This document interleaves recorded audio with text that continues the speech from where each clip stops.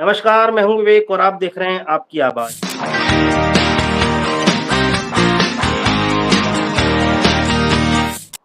तो आज एक नए मसले पर बात करने के लिए हम लोग इकट्ठा हुए हैं। हमारे साथ हर रोज़ की तरह शशि शेखर जी हैं, वरिष्ठ पत्रकार हैं, लेखक हैं, चिंतक हैं और राजनीतिक समीक्षक हैं। शशि भाई के तमाम लेख आपको एबीपी डिजिटल प्लेटफ़ॉर्म पर मिल जाएँगे। अभी हाल ही में इनका एक ताज़ा लेख आया है, जिसमें इन्होंने काफ़ी चिंता ज़ाहिर की है कि जो वर्तमान परिवेश में भारतीय राजनीति का जो दृश्य देखने को मिल रहा है, उससे जो समाज के अंदर नफ़रत फैल रही है और उसको लेकर के वाक़ई चिंता का विषय बना हुआ है। आपको याद होगा कि गो रक्षा के नाम पर अखलाक की हत्या हुई, उसके बाद मॉब लिंचिंग में पहलू खान की हत्या हुई। एक एसआई सुबोध कुमार को अपनी जान गँवानी पड़ी और वो अब आकर के टिक गया है आर्यन मिश्रा के मामले में। शुरुआत में इसको हिंदू-मुसलमान कराने का एक प्रयास किया गया था, हिंदू वर्सेस मुस्लिम और ये कहा गया था कि मुसलमान गो हत्या करता है और इस शक में पहलू खान की और अखलाक की जिस समय हत्या हुई, उस समय एक तबके को बड़ी खुशी हुई थी कि हाँ, जो मुसलमान गोमांस खाते हैं और गाय की हत्या करते हैं उनके साथ ऐसा ही सुलूक किया जाना चाहिए। लेकिन मामला आर्यन मिश्रा तक आ गया। अब सोचने की ज़रूरत है कि इससे कौन बचने वाला है? क्या सब इसकी जद में आएँगे? ये राजनीतिक मसला है, चूँकि गाय हमारी आस्था का प्रतीक है। गाय को हम माता मानते हैं धार्मिक लिहाज से या कहें जो हमारी परंपरा है धार्मिक उसके लिहाज से गाय को माता माना जाता है और हम लोग बड़ा आदर करते हैं गाय का। गाय हत्या के पक्ष में कोई भी नहीं हो सकता, सब इसके विरोध में। लेकिन गाय हत्या के नाम पर, गो हत्या के नाम पर राजनीति और राजनीति इतनी बड़ी कि नफ़रत के अंजाम तक पहुँच जाए और उसकी जद में एक तबके को लेते-लेते सारा समाज जब आने लगता है, तब चिंता का विषय बनता है। समझते हैं शशि शेखर जी से कि आखिर क्या है इसके पीछे की सामाजिक परिस्थितियाँ और जो राजनीतिक परिस्थितियाँ हैं वो क्या हैं और समाज किस तरफ जाता हुआ दिखाई दे रहा है। चूँकि इस पे लेख भी लिखा है, शशि भाई ने बड़ा प्रासंगिक होगा उनसे समझना। शशि शेखर जी।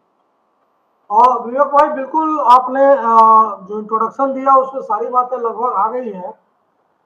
कुछ बेसिक चीजें मैं बताना चाहूंगा कि पिछले 10 सालों में मतलब 2014 के बाद और अभी 2024 10 सालों में गाय को भारतीय राजनीति के केंद्र में लाया गया और इसके क्या नुकसान हुए ये आपने नाम गिना दिया है कि जिसमें अखलाक भी है, पहलू खान भी है, सुबोध कुमार सिंह जैसे एसआई भी है और आर्यन मिश्रा जैसा बेचारा एक 19 साल का लड़का भी है।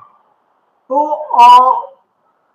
ये कहना कि आर्यन मिश्रा गो तस्करी के आरोप में या उसके शक में मारा गया मुझे नहीं जचता, क्योंकि उस वक्त 4 बच्चे थे उस गाड़ी में और जब लोगों ने उनका पीछा किया कथित गोरक्षकों ने और जब उसको बाहर निकाला या गोली मारी तो ये पता चला होगा कि मेरा नाम आर्यन मिश्रा है और हम लोग स्टूडेंट हैं, हम लोग पढ़ने वाले हैं, इस तरह का काम बावजूद इसको उसको मारना ये इस बात की ओर भी आशंका को ले जाता है, डाउट को क्रिएट करता है कि ये महज गाय बचाने के लिए ये इस तरह के कुकृत्य नहीं किए गए हैं। क्या इसमें इसकी आड़ में कोई गैंग चल रहा है? क्या इसकी आड़ में कोई लोग हैं जो सुपारी गैंग चला रहे हैं कि आप मुझे पैसा दीजिए और हम इसको निपटा देंगे गाय के नाम पर? पहली बात। दूसरी बात, उत्तर प्रदेश में और पूरे देश में जो बीफ एक्सपोर्ट जो ब्राजील के बाद हम दूसरे नंबर या पहले नंबर पर आते हैं, जिसमें निश्चित तौर पर गाय की हत्या नहीं की जाती है और की भी नहीं जा सकती है, क्योंकि पूरे देश में पूर्वोत्तर के कुछ इलाके और गोवा को छोड़ दिया जाए तो वहां कंप्लीटली गाय की हत्या पर प्रतिबंध है और कड़े कानून है, उसमें अगर आप पकड़े गए तो बड़ा कठोर दंड है। लेकिन बावजूद इसके बीफ एक्सपोर्ट होता है, मतलब उस भैंस वगैरह और गोवंश के ये बहुत सारे जानवर आ जाते हैं आगे। चौपाई जिसमें भैंस है जी। और भी तमाम गाय तरह नहीं के है उसमें, गाय जानवर का गाय नहीं नहीं। कर सकते। नहीं, गाय भी बीफ में ही आती है, लेकिन गाय हमारे यहाँ प्रतिबंधित है, इसलिए गाय के मांस को प्रतिबंधित है जी। उसमें शामिल नहीं किया जाता है। तो लेकिन एक एक चीज़ और मैं आपको बता दूँ कि अब चूँकि इसके कोई स्पष्ट प्रमाण नहीं है लेकिन उत्तर प्रदेश में बहुत बड़े नेताओं के और राजनीतिक संरक्षण ये में चलने खबर वाले चली थी, स्लैटर ये हाउसेस खबर चली थी और ये नाम संगीत सोम का भी आया था उसमें कि उसमें ये भी गाय पार्ट। मतलब उसमें नहीं, मैं ये कह रहा हूँ कि बीफ के जो स्लॉटर हाउसेस वो नहीं, उसमें गाय को भी बाकायदा ले जाकर के गोवंश मैं की भी उस पर नहीं जा रहा हूँ, गाय वो एक अलग कहानी है कि आप उसकी आड़ में क्या क्या करते हैं। जो लाइसेंस आपको मिला हुआ है स्लॉटर हाउस चलाने का, उसमें जो देश का टॉप 5 एक्सपोर्टर हैं बीफ के, वो सारे के सारे हिंदू हैं। इवन एक जैन साहब भी है उसमें, जी। एक जैन साहब भी है। बड़ा मतलब आश्चर्य होता है, जिसमें हिंसा को लेकर के है कि मुंह पे पट्टी बांध के दिन भर रहते हैं कि कीड़ा हाँ, कोई मकोड़ा जीवाणु गलत और जो इस तरह के जो जिसमें हाँ, जीव है, जिसमें भी और जीवात्मा है, वो उसका वो जमीन के नीचे उगी हुई सब्जियां तक नहीं खाते, आलू जैसी सब्जियां। वो लोग भी इस तरह के धंधे में है और बाकायदा लाइसेंस है उनके पास। और संगीत फोम का नाम आया था उसमें कि वो भी पार्टनर है। बाद में उन्होंने कहा कि मैं पहले था अब नहीं हूँ वगैरह वगैरह। लेकिन मतलब देखिए, हम आप करिए, मतलब इसमें कुछ गलत बात नहीं है। आप धंधा है और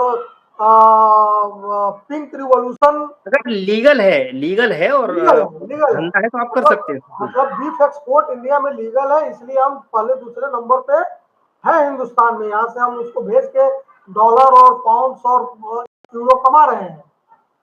तो खैर, लेकिन गाय निश्चित तौर पर, गाय को लेकर के कानून है, गाय को लेकर के संवेदनाएं हैं, गाय को लेकर के धार्मिक भावनाएं हैं और उसका आदर होना ही चाहिए, इसमें कहीं कोई दो मत नहीं है। लेकिन ये जो समाज के तौर पे लोग विजिलेंट बनकर मर्डरर बन जाते हैं, ये गलत है। ये लॉ एंड ऑर्डर को अपने हाथ में लेने जैसा है। अब हर आदमी अपने साथ, ऐसा दुनिया में कौन है जिसके खिलाफ इंजस्टिस नहीं होता है कभी ना कभी जीवन में, एक आध मौके पे तो तो हो ही जाता है। ये तो एक हथियार बन जाएगा कि तो गो क्या हत्या का हमने। तो क्या हर आदमी इनजस्टिस के खिलाफ या गलत चीज के खिलाफ कानून अपने हाथ में ले ले और खुद ही फैसला कर दे कि भाई इससे मुझे जान की आशंका है, सचिन इसको भाई, मार दो।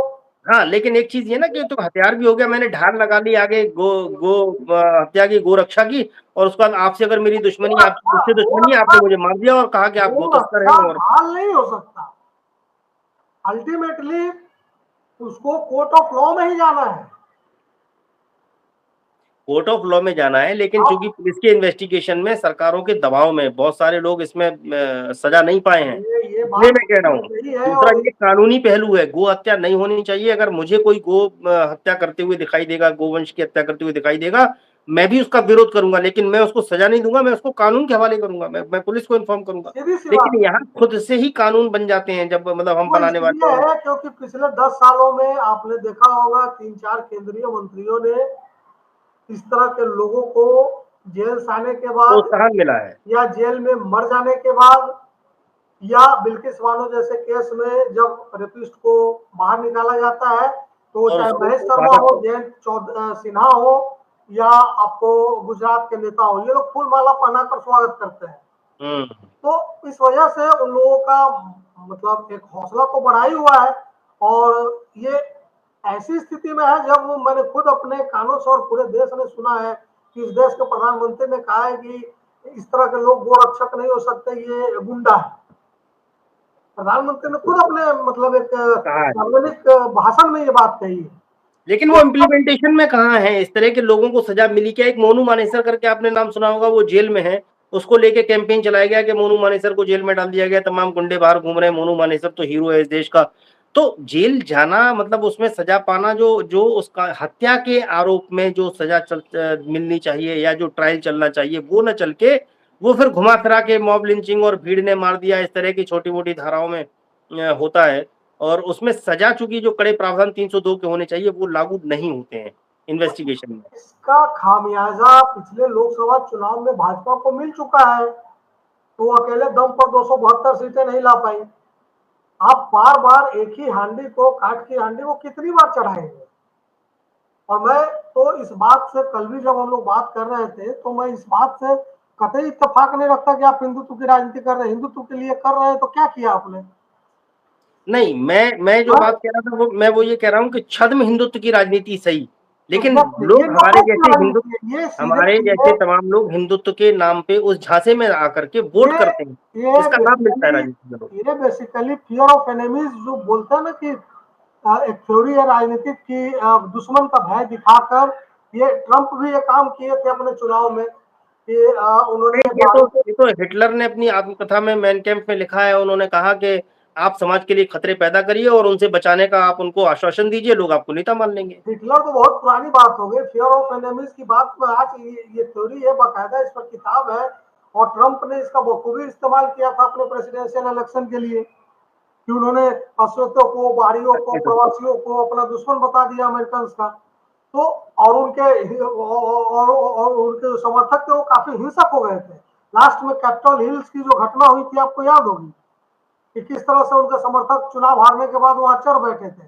तो तो राजनीति का हिंदुस्तान में भी एक खास समुदाय, एक खास समूह को इस तरह से नफरत और दुश्मन दिखा करके नफरत तो नहीं कह सकते हैं शशि भाई, लेकिन ये ना कि उनसे खौफ एक दिखाया जा रहा है कि अगर हम यूं ही शांत रहे तो ये तो कब्जा कर लेंगे, देश में इनकी आबादी बढ़ रही है और ये बहुसंख्यक हो जाएंगे, हम अल्पसंख्यक हो जाएंगे। यहाँ तक तमाम धार्मिक नेताओं को ये कहते सुना गया, धार्मिक नेता मतलब धर्मगुरु जो धार्मिक नेता है उनको ये कहते सुना गया कि हिंदुओं को ज्यादा बच्चे पैदा करने अब चाहिए। देखिए जनसंख्या दर क्या होता है, जनसंख्या दर वो पता नहीं उनको। के विकास का प्रतिशत क्या है और पिछले 20 सालों में किसका क्या रहा है, ये चीज कभी तो उन्होंने देखा नहीं, जाना नहीं। तो एक कल्पित भय, एक इमेजिनरी फियर जो है क्रिएट करना जरूरी है इन लोगों के लिए, ताकि हम उस वोट को पोलराइज कर सके। तो किया इन्होंने 2 बार किया, लेकिन तीसरी बार नहीं हो पाया। तीसरी बार इनको देखिए क्या नतीजा झेलना पड़ा, खास करके उत्तर प्रदेश में, जो तो कि आपको क्या लगता है कि मतलब अब ये कंटिन्यू रहने वाला नहीं है, अगर आपकी भाषा में समझ बिल्कुल रहा हूँ नहीं तो? रहेगा, बिल्कुल नहीं रहेगा। और इसलिए भी नहीं रहेगा क्योंकि आर्यन मिश्रा के केस में जिस तरह से घटनाएं घटी है, मुझे लगता है कि इसका एक किसी भी सामान्य हिंदू परिवार, हिंदू व्यक्ति पर इसका बहुत नकारात्मक और गलत प्रभाव पड़ेगा। उन लोगों को ये लगेगा कि इंसान की जान किसी भी सूरत में सबसे ज्यादा कीमती है। 19 साल के बच्चे को आपने मार दिया, पढ़ने वाला बच्चा, होनहार बच्चा, वो इस जान ले देश का लिया। भविष्य था, वो अपने परिवार का भविष्य था। क्या कर रहे हैं आप? और जाहिर सी बात है कि आपने उसको गाय की रक्षा के लिए नहीं मारा है, कहीं ना कहीं इसमें कुछ साजिश हाँ, है, इंटेंशन कुछ और ही होगा। कुछ इंटेंशन है इसमें, जी। गाय बहाना है ऐसे। तो ये ट्रेंड जो चला है उसके सहारे ये हत्या हुई और ये बड़ा खतरनाक चीज है। ये लेकिन दूसरा खतरनाक दूसरा एक सवाल और पैदा होता है, क्योंकि अब ये थोड़ा सा शायद हो सकता है डाइवर्ट हो रहा हो, लेकिन एक अंतिम सवाल मैं आपसे और पूछना चाहता हूँ, वो ये कि अब चूंकि धर्म की राजनीति, छद्म राजनीति, वो धर्म के लिए नहीं कर रहे हैं, सब बात ठीक है, वो राजनीति के लिए कर रहे हैं, धर्म का सहारा ले रहे हैं, वो भय दिखा रहे हैं लोगों में और उस भय पे वोट ले रहे हैं। वो दौर, उस युग की समाप्ति लगभग होती दिखाई दे रही। उस तरह की राजनीति की, धर्म की बात नहीं कर रहा हूं मैं, लोग इसको गलत तरीके से ले लेंगे। धर्म के नाम पर तथाकथित की जाने वाली राजनीति का दौर लगभग अब अपने अंतिम दौर में है। मैं यहाँ ऐसा से देख पा नया रहा क्या हूँ। दिखाई देता है आपको? राजनीति में नया क्या दिखाई देता है? मुद्दा तो कुछ ना कुछ चलेगा, विकास मुद्दा हो सकता है या जातिवाद मुद्दा हो सकता है, जैसे अभी तो बहुत ज्यादा बात चल रही है जातिगत जनगणना की। क्योंकि मेरा मानना ये है कि कोई ना कोई तो ऐसा एक डिस्कोर्स सेट करना पड़ेगा पॉलिटिकल पार्टीज को, और उसमें बीजेपी कहाँ खड़ी दिखाई देगी? देखिए धर्म की राजनीति, धर्म की जो बात है, धर्म की राजनीति नहीं, धर्म की जो बात है, तो बहुत पहले 2002 में ही अटल बिहारी वाजपेयी ने मोदी जी के लिए एक शब्द इस्तेमाल किया था कि मैंने इनको कहा है कि राष्ट्र धर्म का पालन करें। तो हर युग का और हर वक्त का और हर काम का एक धर्म होता है, और धर्म बड़ा अच्छा होता है जिसको आप धारण करते हैं। आपने सत्ता धारण किया है, राजनीति धारण की है, तो उसका जो धर्म है उसका पालन आप करेंगे तो बहुत अच्छी बात है। लेकिन धर्म के नाम पर नफरत फैलाएंगे तो उसका खामियाजा भुगतना पड़ेगा, जो आपने भुगता है पिछले चुनाव में। और अगर आप अब भी इसी पे रहते हैं तो और खामियाजा भुगतना पड़ेगा आगे। मंडल 3 आपका इंतजार कर रहा है। एग्जैक्टली यही मैं जानना चाह रहा था कि क्या कहेंगे। मंडल 3 की शुरुआत हो चुकी है। जातिगत जो सेंसस था वो बिहार में हो चुका है, आने वाले समय में पूरे देश में होगा। उसके बाद आरक्षण की सीमा बढ़ेगी और उसके बाद तीसरे कदम पे प्राइवेट सेक्टर में आरक्षण की मांग उठेगी। भाजपा को इन सबसे लड़ना पड़ेगा। लेकिन भाजपा को धर्म मतलब की सीख से इसको यूं भी कह सकते हैं कि ये सामाजिक न्याय का दूसरा दौर है। एक दौर था जिसमें, दूसरा दौर है। लेकिन यहाँ एक सवाल और खड़ा होता है, चूंकि मैं इसको रैपअप करने वाला था। अब आपने, चूंकि वो ये ना कि किसी जो पत्रकार के साथ अगर आप बात करते हैं तो फिर वो अंतहीन सिलसिला हो जाता है, उसको कहीं ना कहीं न चाहते हुए छोड़ना पड़ता है कि अभी बहुत कुछ बाकी है, अभी बहुत कुछ बाकी है। करता आपने बात फिर करते हैं। आपने फिर एक लाइन दे दी मुझे।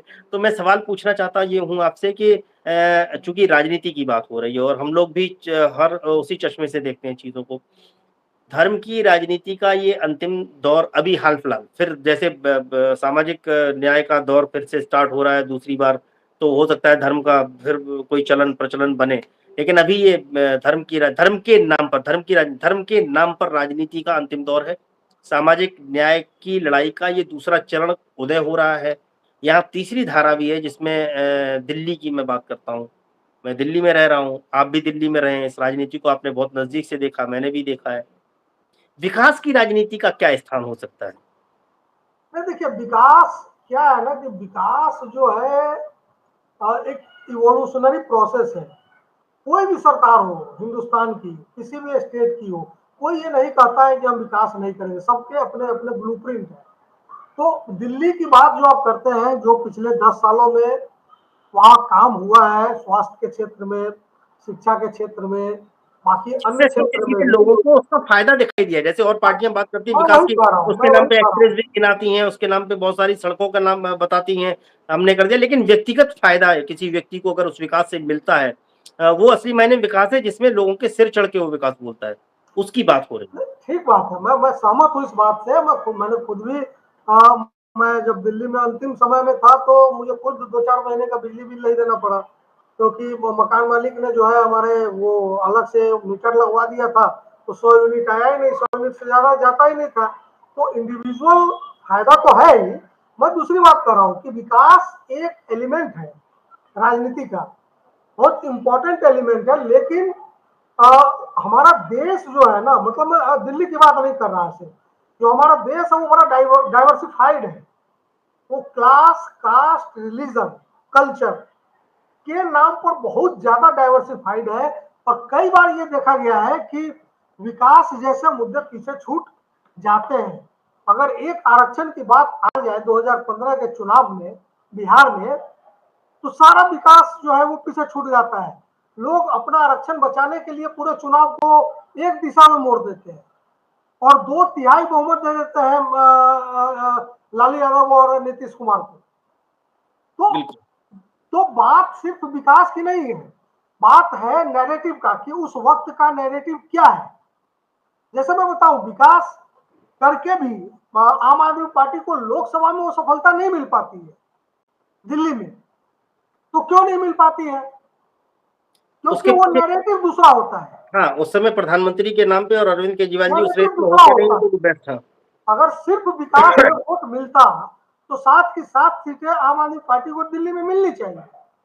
लेकिन वो क्या होता है कि उस वक्त का नैरेटिव दूसरा होता है, समीकरण अलग होता है, परसेप्शन अलग होता है, लोग उस आधार पर जाके वोट कर आते हैं। तो विकास एक एलिमेंट है, ठीक है। दिल्ली ने कुछ मॉडल्स डेवलप किए हैं, उस मॉडल्स को पंजाब में उन्होंने दिखाया, वहां पे वो सफल हुए। जब वो आगे जाएंगे कहीं राजस्थान, हरियाणा, मध्य प्रदेश, छत्तीसगढ़, जहां पे खास करके कांग्रेस और भाजपा का मतलब दुई दलीय व्यवस्था है, वहां पे तीसरा ऑप्शन बनकर अगर आम आदमी पार्टी कहीं जाती है तो उसके लिए एक आसानी ये है कि वो अपना मॉडल दिखा सकती है उसके पास कि अपना हमारे एक पास मॉडल है। दिल्ली का ये मॉडल है और ये मॉडल हम तो। लेकिन उतने से बात बनने नहीं वाला है, क्योंकि क्योंकि वहां समाज का भी है, सामाजिक समीकरण क्योंकि वहां फिर आपको, जैसा मैंने कहा कि सोसाइटी जो है वो बहुत डाइवर्सिफाइड है लैंग्वेज के लेवल पे। दिल्ली जैसी आर्थिक स्थिति नहीं है सब जगह, दिल्ली जैसी सोच नहीं है सब जगह, दिल्ली जैसा सोशल इकोसिस्टम नहीं है सब जगह।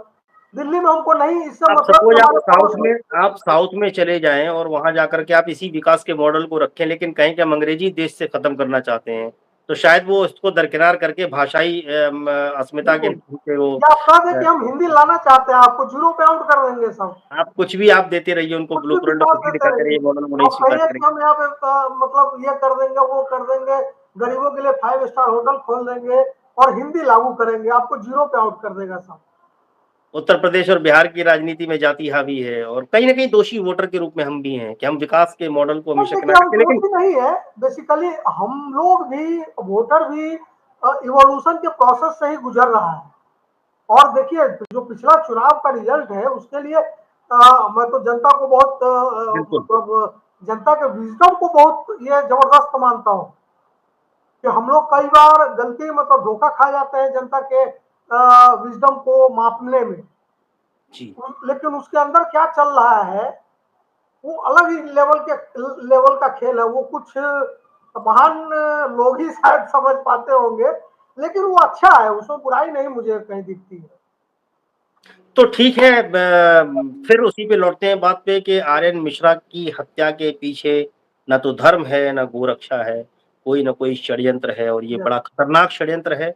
देश के लिए बहुत खतरनाक है ये और साइन। हाँ, ये हरियाणा चुनाव भी है, ये भी ध्यान में रखिए। हरियाणा चुनाव है, राजनीति धर्म का किस तरह इस्तेमाल करती है, उन भावनाओं के साथ कैसे खिलवाड़ करती है, कैसे लोगों को प्रोत्साहित करती है दूसरों की जान तक लेने के लिए। ये गोरक्षा के नाम पर सब गोरख धंधा इस देश में हुआ। गाय हमारी माता है, हम उसकी पूजा करते हैं, हम भी अपना आराध्य मानते हैं और गाय को माता मानते हैं। गाय की हत्या नहीं होनी चाहिए, लेकिन गाय की हत्या के नाम पे झूठे नैरेटिव को सेट करते हुए किसी की जान ले लेना बहुत दुर्भाग्यपूर्ण है। आर्यन के बाद भी अगर आपने सोचना शुरू नहीं किया, अगर आर्यन की मौत के बाद भी आपको झटका नहीं लगा, फिर भगवान ही आपका भला कर सकता है, हम लोगों के हाथ में कुछ नहीं है। आज के लिए इतना ही, फिर मिलेंगे अगले कार्यक्रम में, तब तक के लिए हम लोगों को दीजिए आज्ञा। नमस्कार।